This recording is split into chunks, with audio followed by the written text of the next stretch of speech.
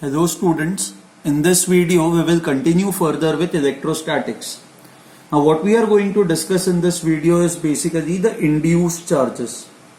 So this entire video will be the discussion on induced charges. Okay. So what we are going to do over here is we are going to consider a conductor. So this is a conductor and conductor के अंदर जो है there is a cavity. Okay. So there is a cavity inside the conductor. So this is a cavity. Okay. And इस cavity के अंदर so हम लोग दो तीन cases यहाँ पे देखेंगे. So first case is इस cavity के अंदर what happens when you keep a charge over here. Okay. Let's say you have kept a charge Q. Now what do you think will happen to the cavity? What do you think will happen to the conductor? That is what we are going to see. Now the first thing that we know over here is electric field inside the conductor is always zero. So electric field is zero inside the conductor. So when I say electric field is zero, तो okay, ये positive charge है, ये अपने आसपास इस तरह से electric field lines generate करेगा. ओके सॉरी, अच्छा ना ये इलेक्ट्रिक फील्ड लाइंस अगर जो आप इनको रोकोगे नहीं तो ये अंदर ऐसे चले जाएंगे. बट हमें ये पता है कि electric field lines can never pass through the conductor, क्योंकि अगर जो कंडक्टर के अंदर से फील्ड लाइन जा रही है तो it would mean that conductor के अंदर इलेक्ट्रिक फील्ड आ जाएगी फिर. बट हमें पता है कि electric field inside the conductor is just not there. So which means ये जो फ्लक्स लाइंस है, ये जो इलेक्ट्रिक फील्ड लाइंस है, आपको इनको रोकना होगा. You will have to stop them over here. Now ये यहां पे कैसे रुकेंगे? तो इनको रोकने का ये एक ही पॉसिबिलिटी है. मान लो ये कैविटी है, ये आपका कंडक्टर है. ओके, आपने अंदर जो है you have kept a charge Q. Okay, now ये इलेक्ट्रिक फील्ड लाइंस रुक जाएंगी अगर जो यहां पे -Q चार्ज इंड्यूस हो जाता है.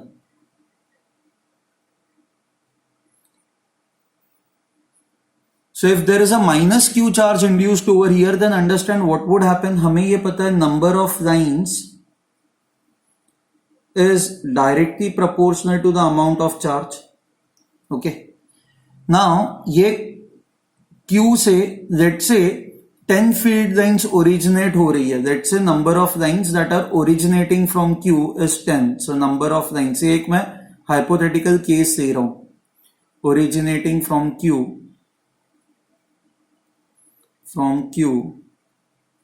is equal to 10.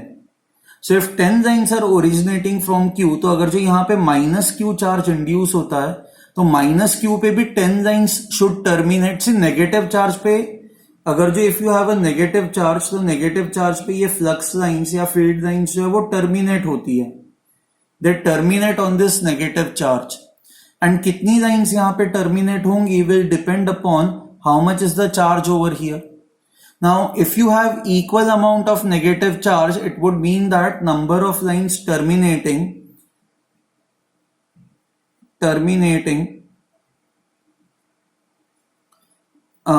at -Q will also be equal to 10.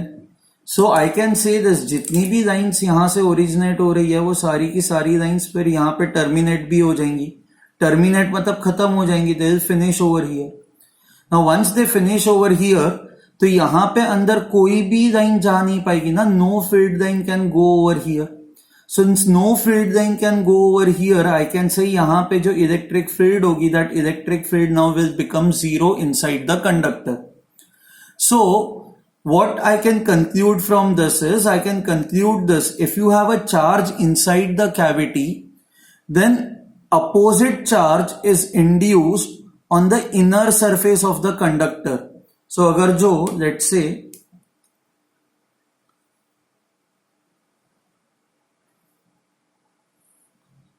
this is your conductor and this is your cavity. cavity के अंदर हम लोगों ने मान लो चार्ज Q रखा हुआ है. and if this is a plus charge तो यहां पे नेगेटिव चार्ज इंड्यूस हो जाएगा and the amount of negative charge would be -Q. okay. Now आपको ये तो पता ही है कि this charge has not touched the conductor, इस ये कंडक्टर को टच नहीं किया हुआ है ना इस चार्ज ने, we are not touching this charge with the conductor. तो अगर जो कंडक्टर को हमने चार्ज दिया हुआ ही नहीं है, see we have not given any charge to the conductor, so अगर जो कंडक्टर पे कोई चार्ज है नहीं तो सडनली इस पे चार्ज ओरिजिनेट भी नहीं हो सकता। किसी भी चीज को चार्ज देने के लिए आपको उस चार्ज को सप्लाई करना पड़ेगा, मतलब अगर जो आपको कंडक्टर को चार्ज करना हो तो you have to supply charge to the conductor, but we have not given any charge to the conductor. Since we have not given any charge to the conductor, so overall this conductor should be neutral. So अगर जो अंदर वाले surface पे negative charge induce हो रहा है तो बाहर वाले सरफेस पे जो है वो equal amount of positive charge will get induced. Okay, अब हमें ये नेगेटिव चार्ज एंड ये पॉजिटिव चार्ज जो इंड्यूस हो रहा है हमें उसी चीज पे फोकस करना है ना। नेगेटिव चार्ज किस तरह से इंड्यूस होगा, तो आपको यही याद रखना है कि नेगेटिव चार्ज हमें डिस्ट्रीब्यूशन देखना है कि whether it will be uniformly distributed या किसी एक सेक्शन पे नेगेटिव चार्ज ज्यादा होगा कम होगा, या आप कैसे डिसाइड करोगे। So the negative charge induced in the inside surface will be such that its center of charge, ये नया टर्म है आपके लिए, its center of charge will be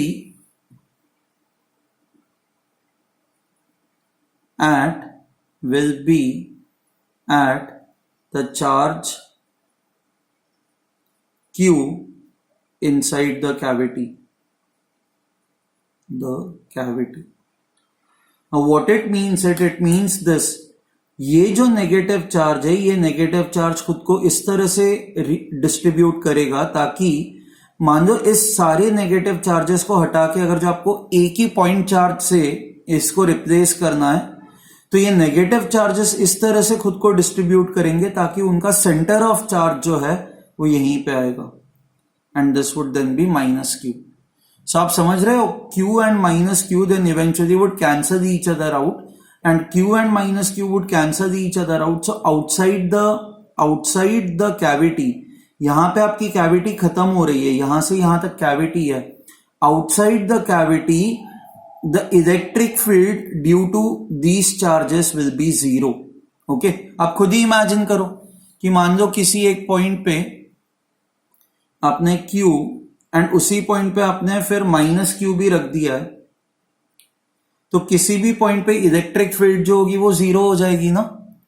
तो ये so I can now say this negative charge induced in the inside surface will be such that it's centre of charge will be at the charge Q inside the cavity. So जहां पे आपका charge Q है वहीं पे इन negative charges की centre of charge आ जाएगा, ठीक है।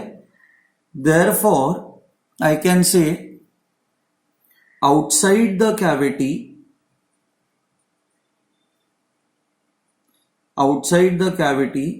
electric field due to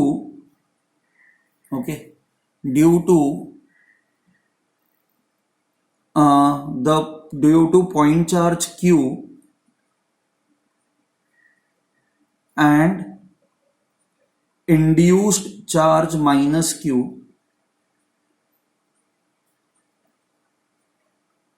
will be zero.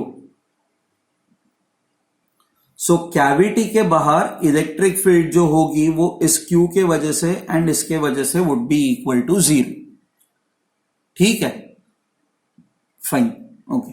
अब तक हम लोगों ने बाहर के पॉजिटिव चार्जेस को एनालाइज नहीं किया है कि ये जो बाहर पॉजिटिव चार्जेस इंड्यूस हो रहे हैं उनको हम लोग एनालाइज ही नहीं कर रहे हैं। अभी तक हम लोग ये जो नेगेटिव चार्ज इनसाइड सरफेस पे इंड्यूस हो रहा है उसी को हम लोग एनालाइज कर रहे हैं। Now let's see what would happen अगर जो आप इस चार्ज Q को थोड़ा सा शिफ्ट कर देते हो। ओके, सो लेट्स से ये जो चार्ज Q है, ये जो पॉइंट चार्ज Q हमने यहां पे रखा था, इस पॉइंट चार्ज Q को आप यहां पे लेके जा रहे हो। अब आपने इसकी पोजीशन चेंज कर दी। अब अगर जो आपने इसकी पोजीशन चेंज कर दी तो नेगेटिव चार्जेस का भी जो डिस्ट्रीब्यूशन है वो चेंज हो जाएगा। वो क्यों चेंज हो जाएगा? वो इसलिए चेंज हो जाएगा क्योंकि अब नेगेटिव चार्जेस का जो सेंटर ऑफ चार्ज है अब आपको यहां पे नहीं चाहिए। अब वो सेंटर ऑफ चार्ज आपको कहां पे चाहिए होगा? आपको यहां पे चाहिए होगा। So if I shift charge Q over here, even your negative charges will redistribute themselves. अब शायद ऐसा होगा कि इस एंड पे नेगेटिव चार्जेस बहुत ज्यादा आ जाएंगे, यहां पे रिलेटिवली नेगेटिव चार्जेस कम होंगे, ताकि इन नेगेटिव इंड्यूस्ड चार्जेस का जो सेंटर ऑफ चार्ज है वो सेंटर ऑफ चार्ज यहां पे आ जाएगा। ओके, सो आई कैन से this, if the charge inside the cavity is moved, then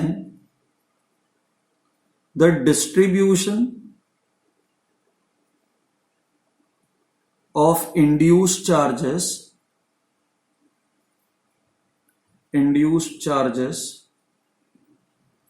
on the inner surface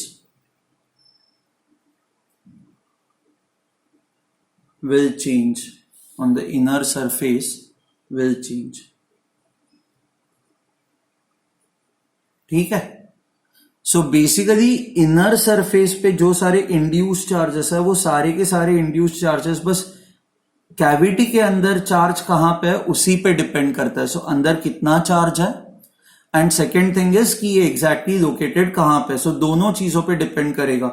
so finally now I can से the distribution of induced charges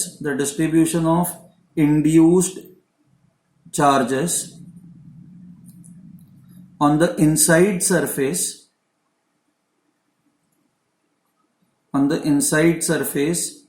depend on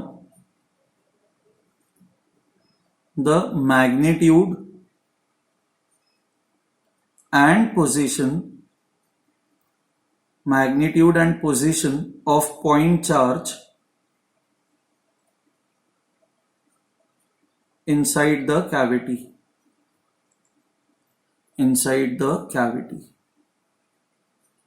ठीक है। Okay, सो अंदर जो induce charges है उनका magnitude, उनका distribution बस depend करेगा कैविटी के अंदर चार्ज कितना है और कहां पे लोकेटेड है। एंड अगर जो चार्ज Q है तो equal amount of minus Q charge would be induced on the inner surface. Is this fine? Okay, now we will start analysing what will happen to the outer surface. Okay, अब हमें पता है कि ये inner surface के वजह से जो सारे चार्जेस है इनका सेंटर ऑफ चार्ज वहीं पे है जहां पे ये अपने पॉइंट चार्ज रखा हुआ है। अपने पॉइंट चार्ज यहां पे रखा हुआ है, तो ये जो इंड्यूस चार्जेस है इनर सरफेस पे उनका भी सेंटर ऑफ चार्ज यहीं पे ही है। तो यहां पे मतलब इन सारे पॉइंट्स पे जो इलेक्ट्रिक फील्ड होगी इन चार्जेस के वजह से एंड इस चार्ज के वजह से वैसे ही जीरो होगी। हमने लिखा भी है, outside the cavity electric field due to point charge Q and the induced charge minus Q will be zero. But हमें यह पता है कि यहाँ पे electric field has to be zero, तो मतलब ये बाहर वाले जो पॉजिटिव चार्जेस हैं, ये बाहर वाले पॉजिटिव चार्जेस भी खुद को इस तरह से अरेंज करेंगे सो दैट यहां पे इलेक्ट्रिक फील्ड जीरो होनी चाहिए। तो आप अंदर वाले चार्जेस को आप भूल जाओ। Okay, so I can write, let me do it over here.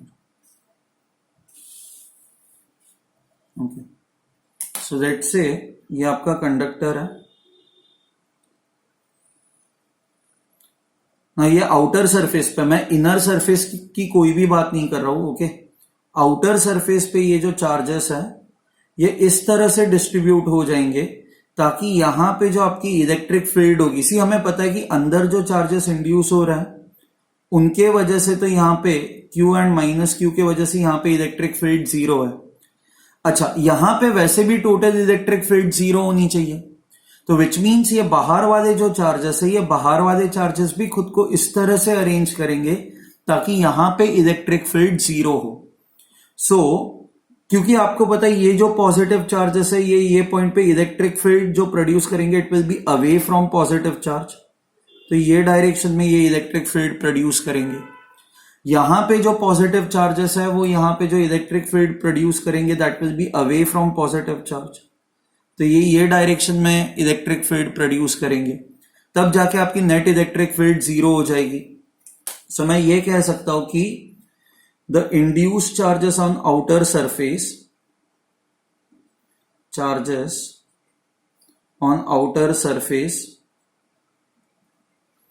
will redistribute themselves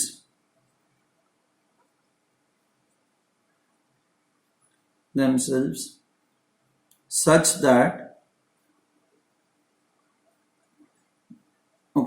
electric field inside the conductor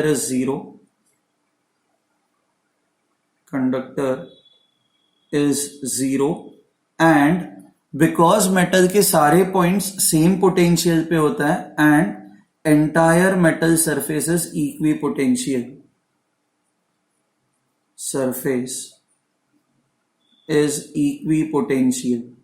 अच्छा, कल हम लोगों ने ये देखा भी था, जहां पे शार्प एजेस होता है, मतलब मान लो कि आपका मेटल सरफेस ऐसा है, तो जहां पे शार्प एजेस होते हैं वहां पे रेडियस ऑफ कर्वेचर बहुत कम होती है, एंड जहां पे रेडियस ऑफ कर्वेचर बहुत कम होती है वहां पे surface charge density is very very high. So charges इस तरह से खुद को रीडिस्ट्रीब्यूट करता है ताकि ओवरऑल सरफेस पे जो आपका पोटेंशियल है वो सेम हो and electric field inside the conductor is zero.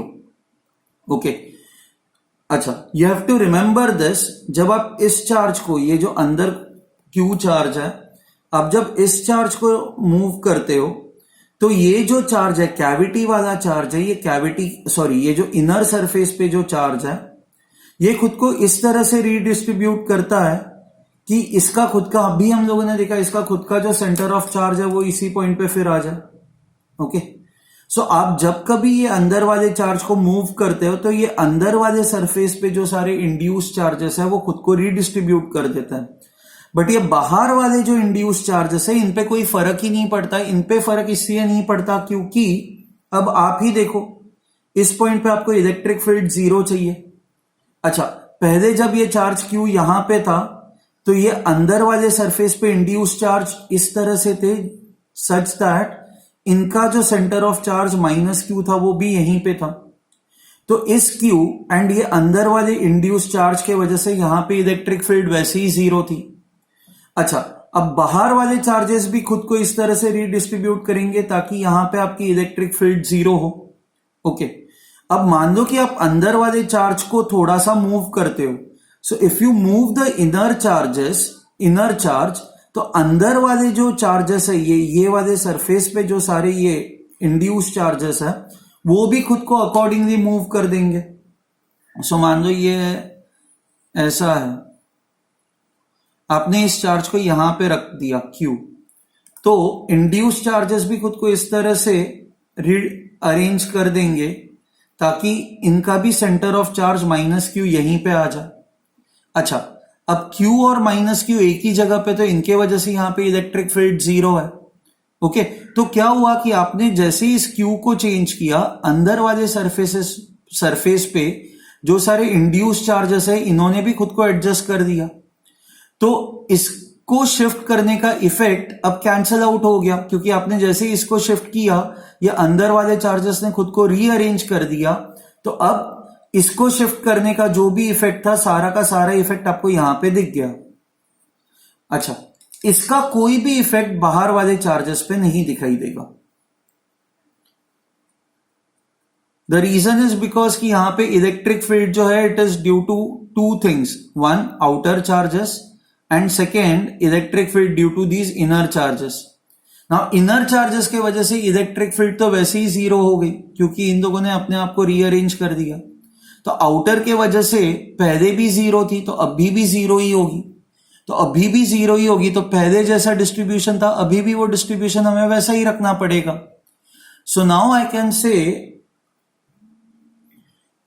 On moving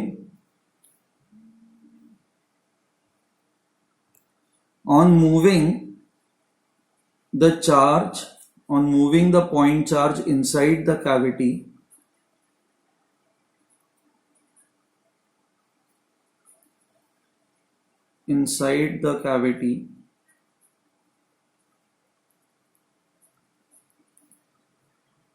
the distribution of induced charges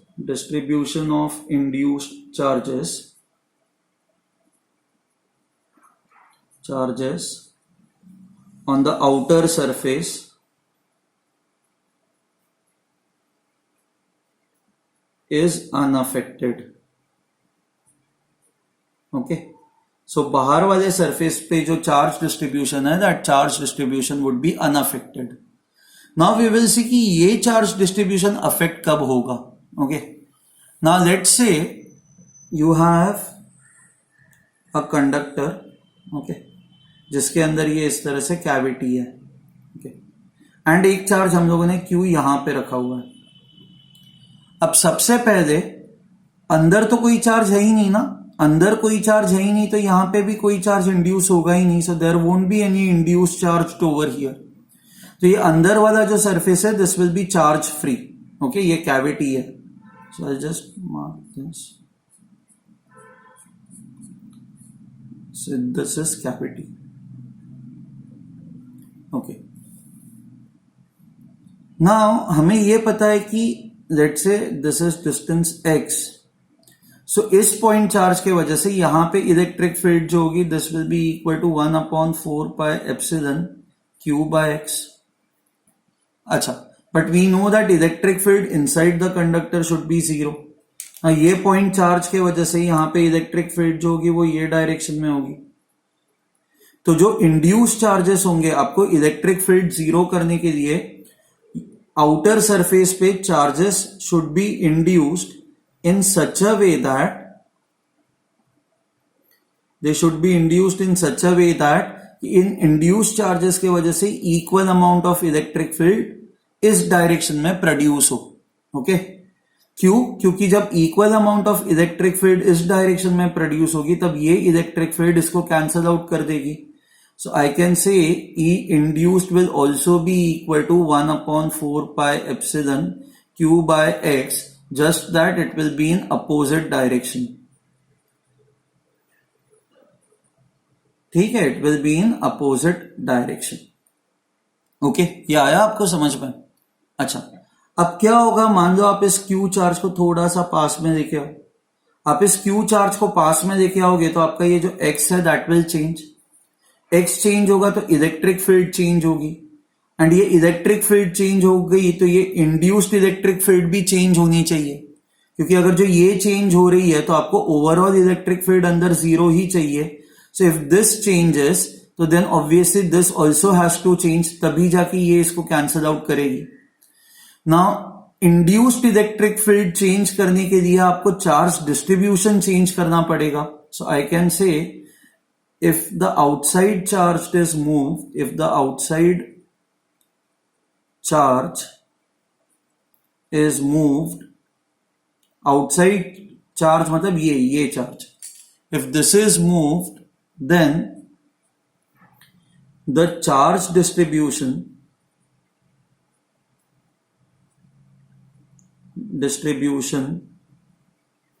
on the outer surface changes. बाहर वाले सरफेस पे जो चार्ज डिस्ट्रीब्यूशन है दैट विल चेंज, बट अंदर वाले सरफेस पे देखो अभी भी कोई चार्ज इंड्यूस नहीं होगा. ओके, सो आई कैन से but the charge distribution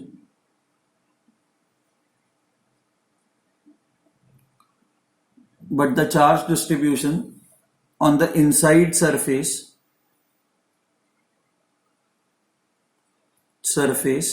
is unaffected. उस पे कोई फर्क नहीं पड़ता.